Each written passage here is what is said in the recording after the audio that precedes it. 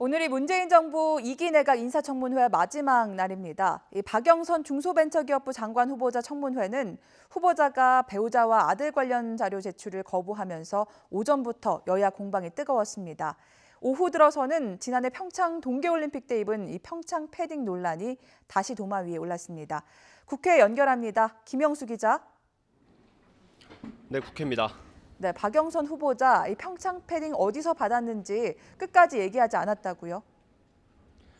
네, 그렇습니다. 자유한국당 성일종 의원은 박영선 후보자가 평창 동계올림픽 당시 입었던 패딩은 고가의 한정판이라며 누구한테 받았는지 따져 물었습니다.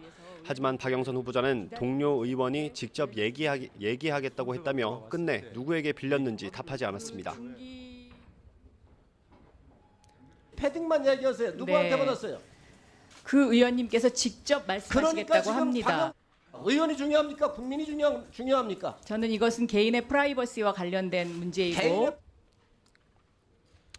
오후 들어서도 야당은 박 후보자가 자료 제출이 부실하다면서 공세를 이어갔습니다. 특히 박 후보자가 청문위원일 때 요구했던 자료도 내놓지 않고 있다면서 강도 높게 비판했습니다. 가장 기초적이고 이런 자료 제출 여부와 관련해 가지고 오전 내내 여야 간에 아무 실익 없는 그런 공박이나 하고 그런 걸 보고 있지 않습니까? 대학 입학 증명서 왜 안 내고 있는지 모릅니다. 이에 대해 민주당은 야당에서 과도한 개인정보가 담긴 자료를 요구하고 있다면서 박 후보자를 엄호했습니다. 그쪽에서 할 때는 그렇게 안 내놓고 지금 이렇게 윽박지르면서 내라고 하는 것, 그것도 전체를 다 내라고 하는 것은 무리한 일이죠. 오전에 이어 자료 제출 요구를 놓고 여야 의원들이 수차례 공방을 벌이면서 고성이 오가기도 했습니다. 진영 후보자는 인사청문회에서 용산 참사 인근 지역에 이른바 딱지 투자를 했다는 의혹과 관련해 야당의 질타를 받았고, 조동호 후보자는 자녀 특혜 채용 의혹과 유학비 지원 등의 논란에 대해 사과했습니다. 이 박영선 후보자 청문회에서 나올 얘기는 아닌 것 같은데요. 김학의 전 차관 관련 사건 얘기가 나왔다고요?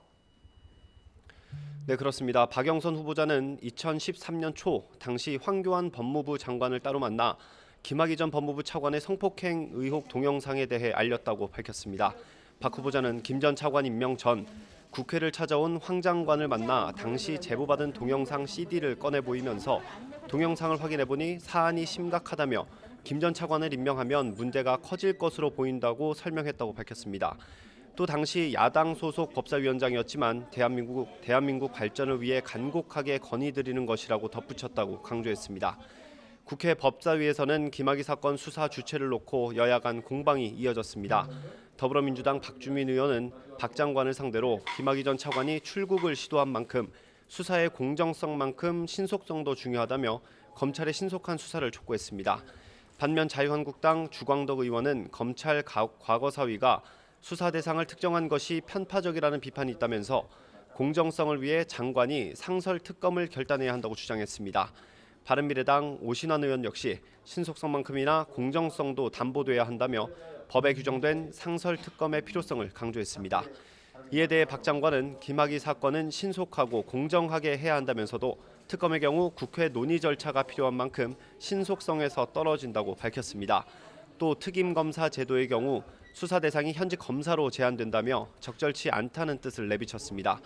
박 장관은 이어 김학의 전 차관의 경우 사실상 범죄 혐의가 있는 것으로 판단하고 내사를 넘어서는 단계라고 말했습니다. 또 박 장관은 필요할 경우 수사 대상을 확대할 수도 있다고 설명했습니다. 지금까지 국회에서 전해드렸습니다.